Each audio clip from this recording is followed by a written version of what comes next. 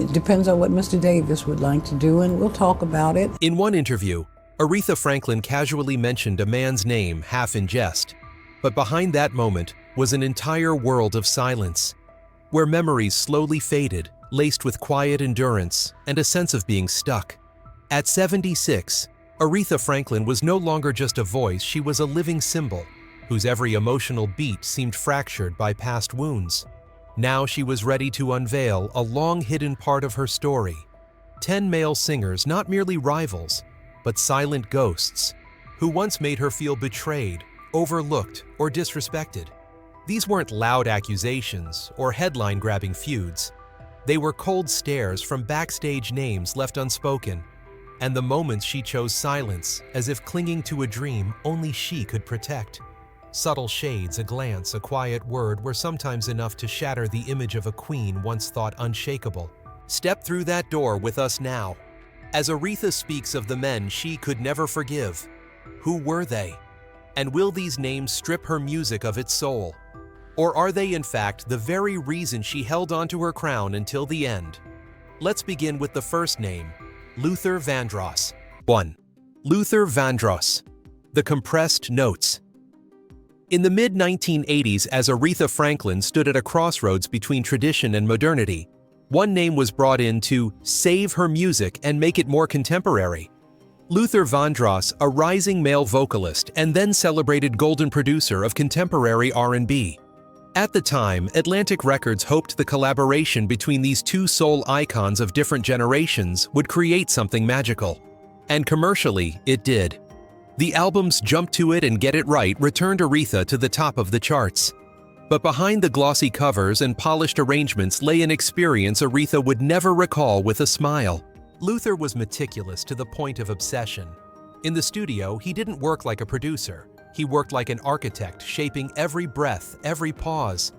Each vocal run, each inflection from Aretha had to be recorded multiple times sometimes because he wanted the word, to have less breath.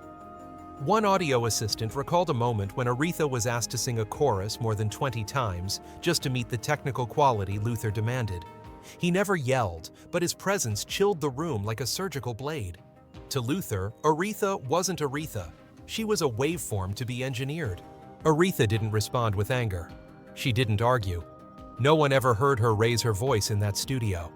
What changed was the silence longer between takes, less laughter, less exchange. And one day after the final recording session, she simply never came back. No calls, no letters, no future collaborations. When asked why, Aretha said only one thing: if they edit your soul, then it's no longer you. That statement wasn't aimed at Luther. It spoke to something deeper, the feeling of having one's identity stripped by the very person meant to save it. To Aretha, music wasn't a technical formula, it was emotional revelation, something that couldn't be measured by waveform analyzers or compression tools. But in the modern studio, where precision mattered more than passion, her voice was suffocated. It was no longer the story of a soul, it was the sound of a product. From that experience, Aretha didn't just lose a collaborator, she lost a measure of faith in the music industry's changing landscape. In that new world, someone like her, a black woman over 40 who sang from instinct, was no longer the center. She didn't resent Luther Vandross, but she never forgot that feeling, the feeling of having to compress her voice into someone else's time signature. The feeling of being redefined by metrics, molds, and modern taste into something not entirely her own. And perhaps more deeply, it was the ache of a generation that once sang from flesh and blood, now sidelined as experts retold their stories through formulas. In her silent withdrawal, Aretha preserved not only her pride, but left behind a message art. Without space for the soul becomes a beautiful shell that no one remembers for long. Luther may have crafted the hit, but Aretha, as she always did, chose to keep her heart, even if that meant stepping off the stage a little sooner. If with Luther, Aretha felt edited until her soul vanished, then with Ray, she felt that very soul was ignored. And perhaps between being controlled and being abandoned, which one leaves the deeper scar? 2. Ray Charles. When the soul was ignored on its own stage. For Aretha Franklin, music was never just a profession, it was identity, a sacred current flowing through church family and memory. Throughout her career, she maintained a deep reverence for those who came before her. And Ray Charles, a symbol of freedom and creative defiance in black music, was one of the few she genuinely respected. Yet it was on the very stage they both held sacred that a moment occurred. A moment Aretha would never forget. A moment she didn't react to, didn't criticize. She simply stood still and stepped back. One night they were scheduled to perform together on a live television broadcast, something Aretha always treated as a kind of ritual. She arrived early as usual, bringing the arrangement she had rehearsed for 2 weeks, every note shaped with both respect and intention. But when rehearsal began, Ray Charles entered with a completely different arrangement. He changed the tempo, the harmony, and in a way, the soul of the song, without a word of notice. Aretha was stunned. At first, she thought it was a mistake, but a technician whispered in her ear, "Ray said the old version was boring. He wants it to be more jazz, a touch of spontaneity." Maybe. But to Aretha, every phrase, every chord progression was an emotional structure she had carefully built. When someone changed it without asking, without sharing, without inviting her in, it wasn't just the music being dismissed, it was her. She didn't argue. She didn't ask questions. She didn't pull out of the performance. Aretha took the stage and completed the set with her usual professionalism. But her eyes, like a river dammed at its source, no longer held that familiar radiance. One assistant recalled that after leaving the stage, Aretha skipped the after-party, shook no hands, and simply sat in her car for nearly an hour, quietly saying, "He didn't see me. He just saw a stage to show himself off." She never spoke ill of Ray Charles publicly.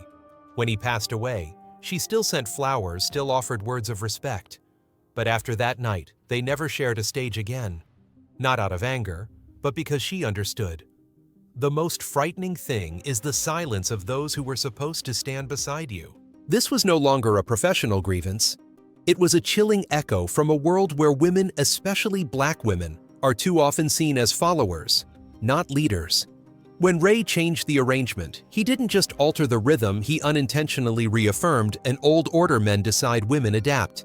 And to Aretha, that wasn't just disrespect, it was a denial of the life she'd spent proving she wasn't someone to back up the band. So she didn't confront him. She chose silence, not the silence of surrender, but the silence of someone who knew her worth, and chose to step away from arrangements where her voice no longer had a place. After Ray Charles, Aretha no longer responded with anger. She learned to retreat in silence. But not all wounds come from confrontation.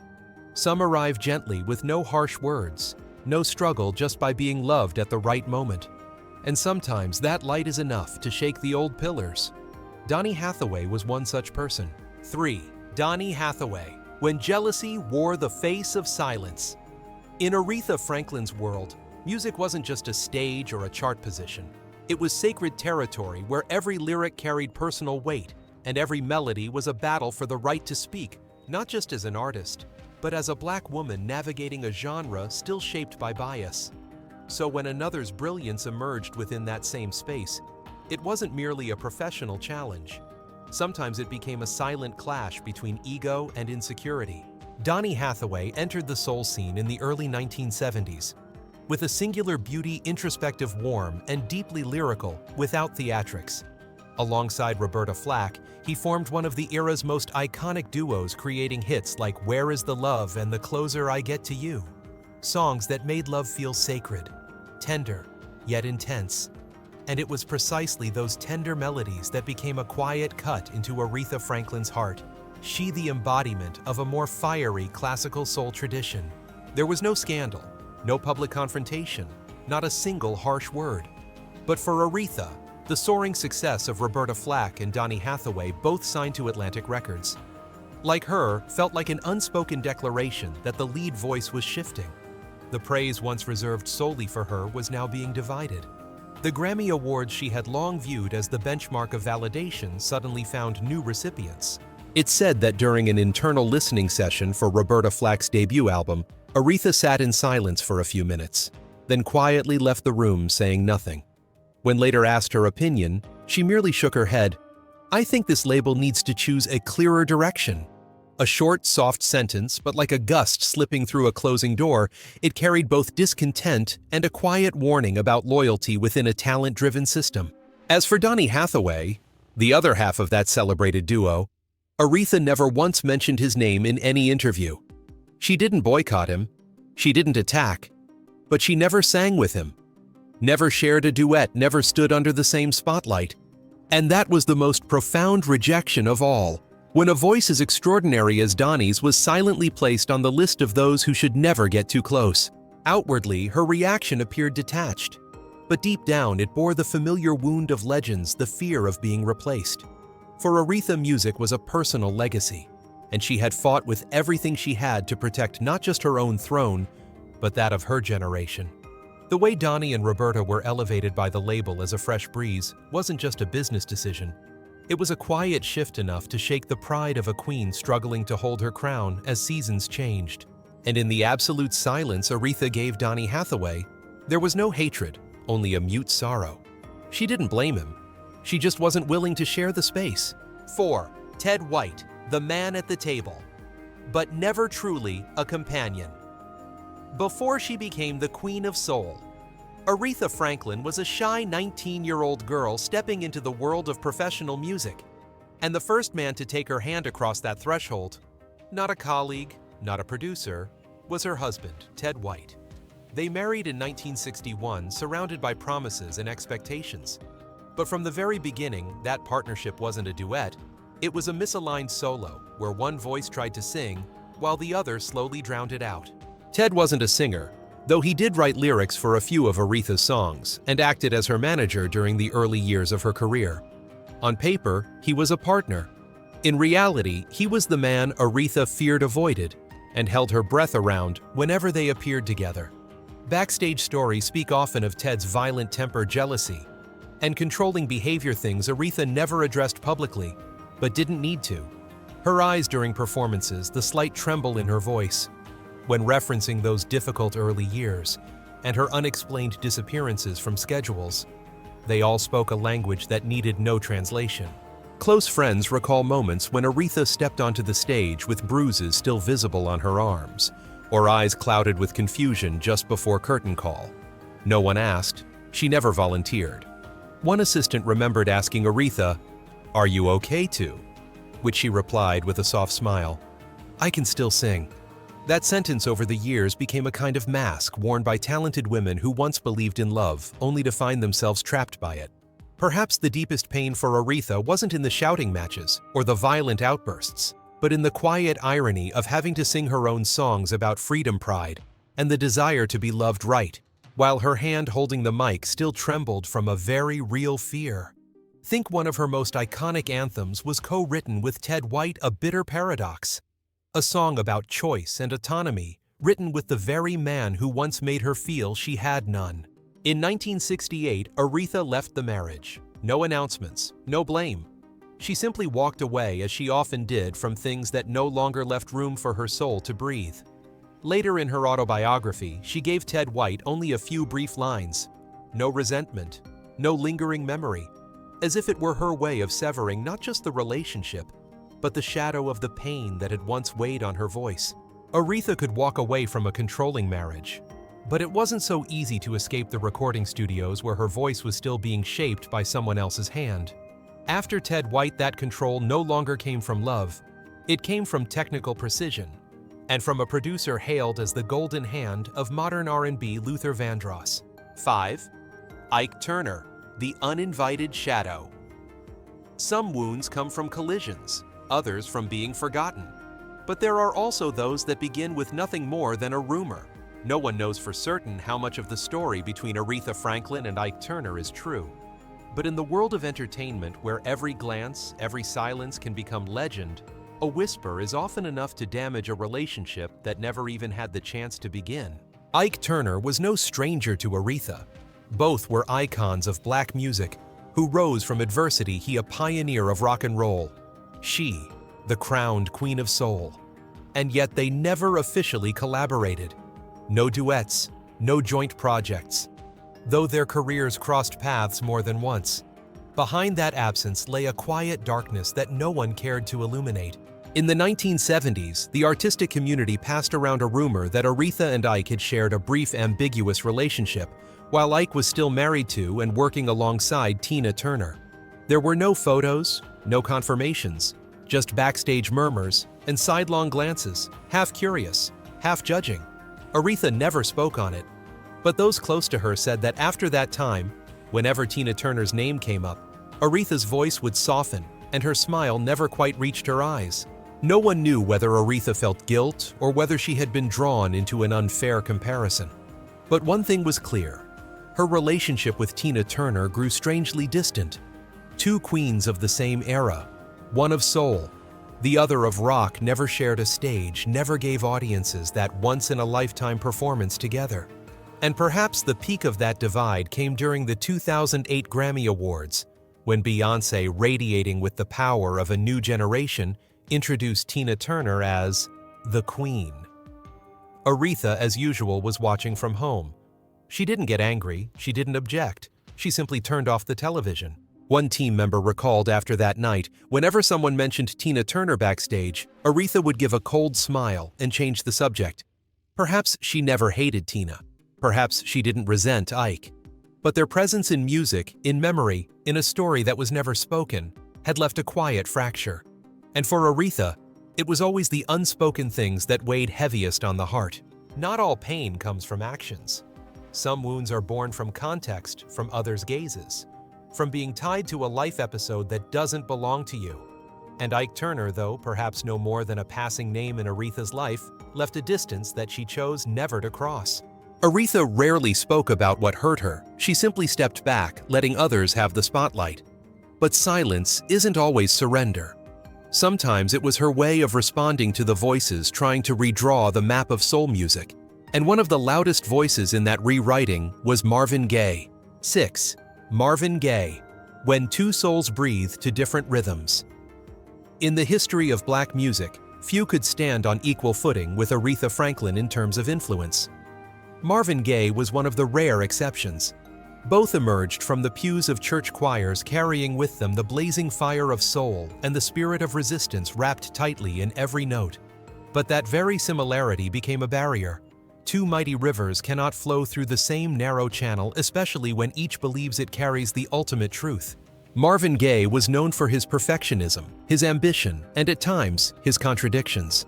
While Aretha held firmly to her faith, clinging to her gospel roots, in every chord Marvin sought to break away, to transcend boundaries, to make soul a manifesto of its era.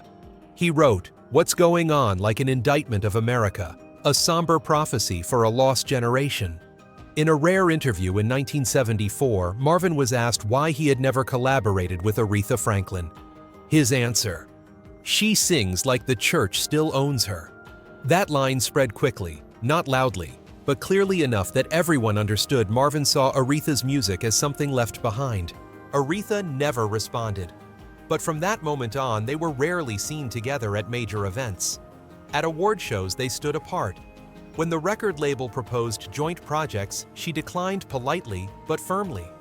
At a Motown tribute night in the late 1980s after Marvin had passed away, Aretha performed a segment of Mercy, Mercy Me, her voice deeper, as if singing a farewell. But backstage, people recalled how she turned away when someone mentioned his name. "We don't breathe the same rhythm." That's all. No one truly knew whether there had ever been deep personal conflict between them. But clearly, Aretha refused to be defined, especially not by someone who had shared the same burden of skin color, who once stood on the same stage of struggle. She didn't need Marvin's praise. But she never forgot that sometimes those closest to us are the ones who make us feel the most alone. Marvin Gaye was a genius. No one disputed that. But to Aretha, genius did not grant the right to rewrite the standards. Music to her was never a tool for separation. If Marvin believed soul had to evolve to survive, Aretha believed it had to hold on to its core, so it wouldn't dissolve.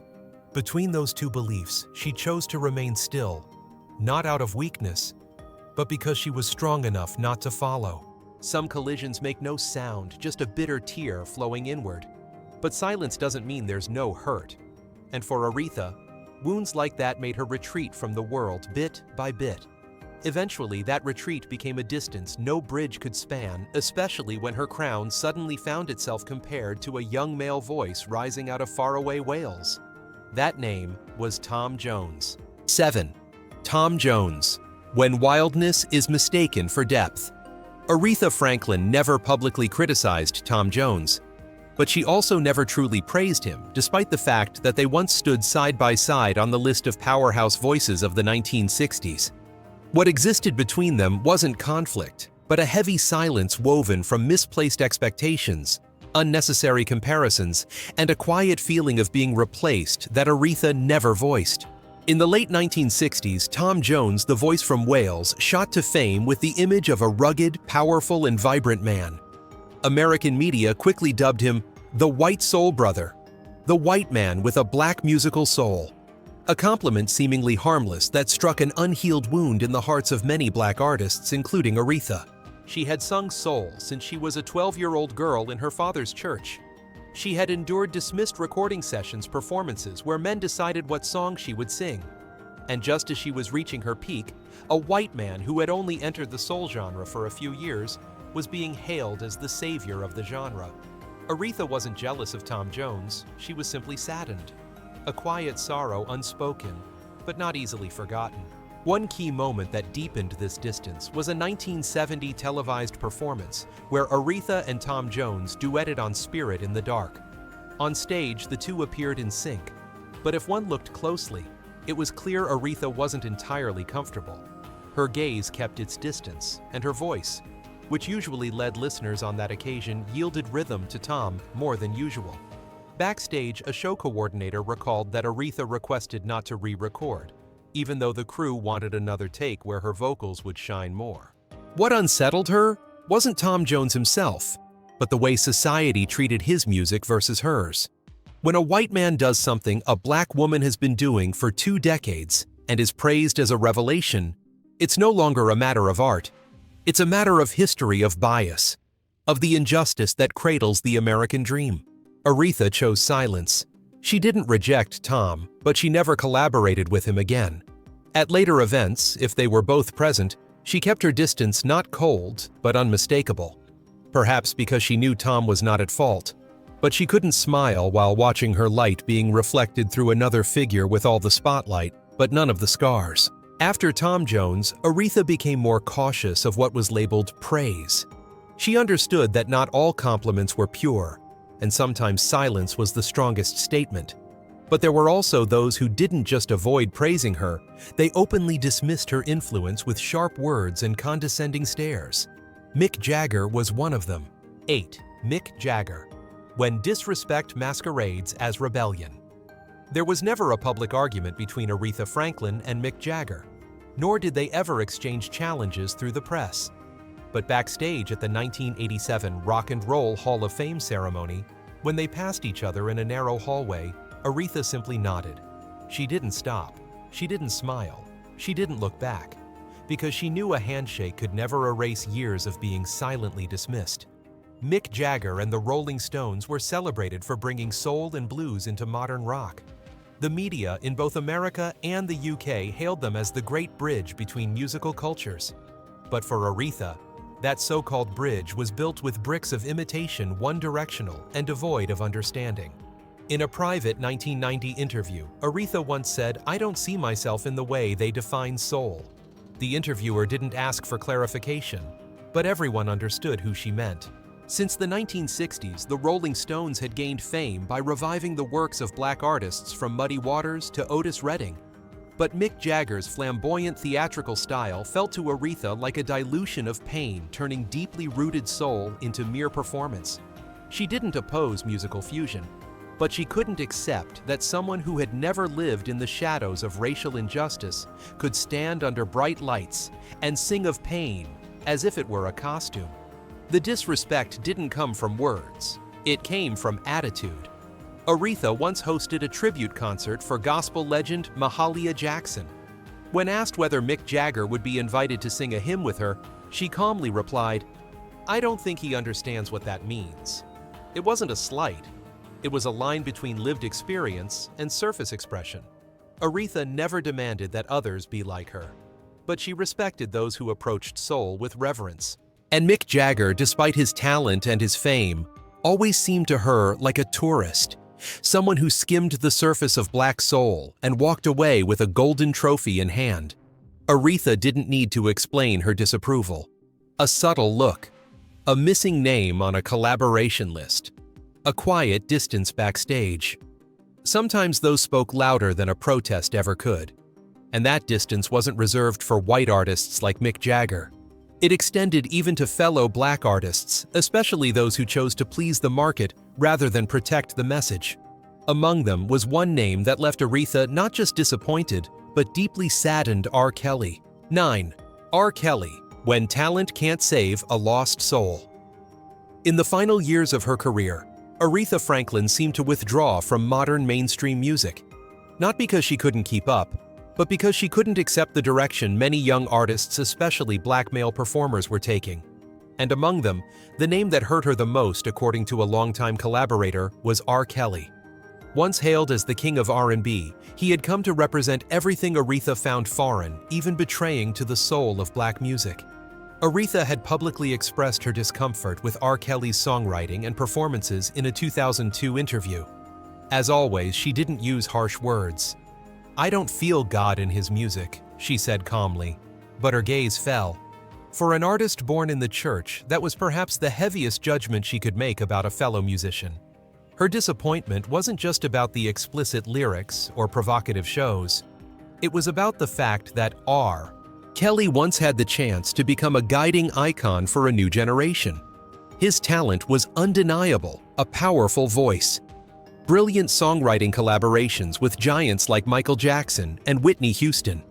But instead of carrying forward the sacred legacy of soul and gospel R, Kelly chose to indulge in ego market demands and temptations far beyond music. Aretha never commented publicly on the legal allegations surrounding R. Kelly. But within the industry, it was well known that she completely ruled out any idea of collaborating or even appearing at events where he was present. In 2015, she was invited to a tribute program honoring influential black artists of the decade. Upon learning that R. Kelly was among the scheduled performers, she immediately declined. She simply told the organizers, "That's not a soul I want to share the stage with." To Aretha, music was meant for redemption, not concealment. She sang to heal, to comfort, to lift up a community long burdened by injustice. Meanwhile, R. Kelly had turned music into a tool of self-service, even a mask for shadows that had never been cleansed. And to Aretha, that was a stain no melody could wash away. When R. Kelly was finally convicted and the world began to turn its back on him, Aretha was no longer alive to witness it. But had she been, she likely wouldn't have celebrated. She would have just quietly nodded, as though a sad truth had finally come into the light. Aretha never took pleasure in anyone's downfall, not even those she could not love. But she believed that if a soul no longer sings to heal, then music can no longer save it. And through disappointments like R. Kelly, Aretha deeply understood fame can hide many things, but time always strips away the layers. That truth became all the more evident with the final man on this list, a man once adored by the entire world, yet one who made Aretha feel so distant she never once spoke his name: Michael Jackson. 10. Michael Jackson, when a blinding light no longer illuminates its roots. No one can deny that Michael Jackson was a phenomenon, a star born from Motown, crossing all musical and cultural boundaries to become the king of pop worldwide. But to Aretha Franklin, that dazzling flame was a sign of something lost, a departure from the true soul of black music, from the painful yet sacred roots she had spent her life preserving. Aretha and Michael had appeared together at several events from the late 1970s to the mid-1980s. They shared stages posed for photographs, and even once harmonized during a special televised performance. Yet she never expressed admiration for him as she did for Whitney Houston, Marvin Gaye, or Prince. In interviews, when asked about Michael, she often dodged the question or shifted the topic. A deliberate silence. The reason wasn't talent, but what Michael chose to leave behind.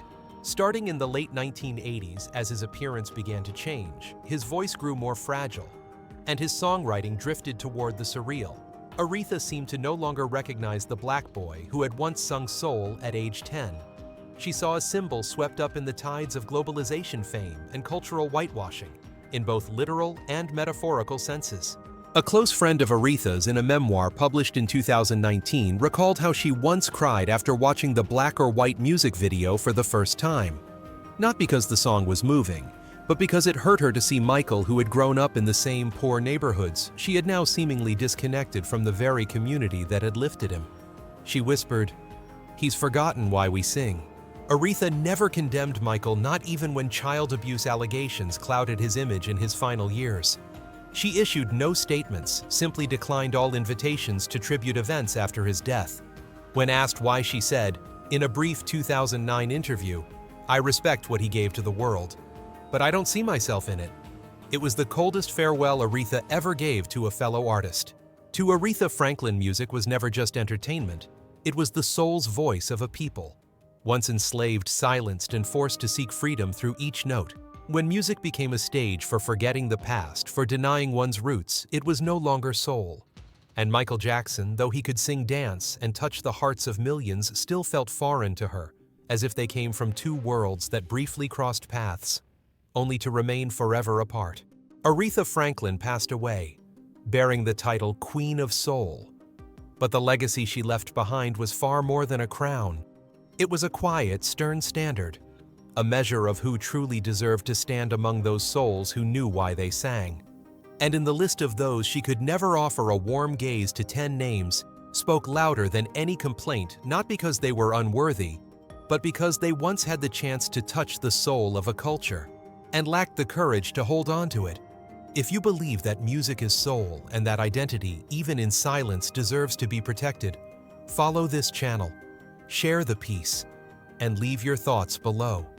Your empathy is the echo of what Aretha once sang for a world that doesn't just applaud, but one that remembers to respect.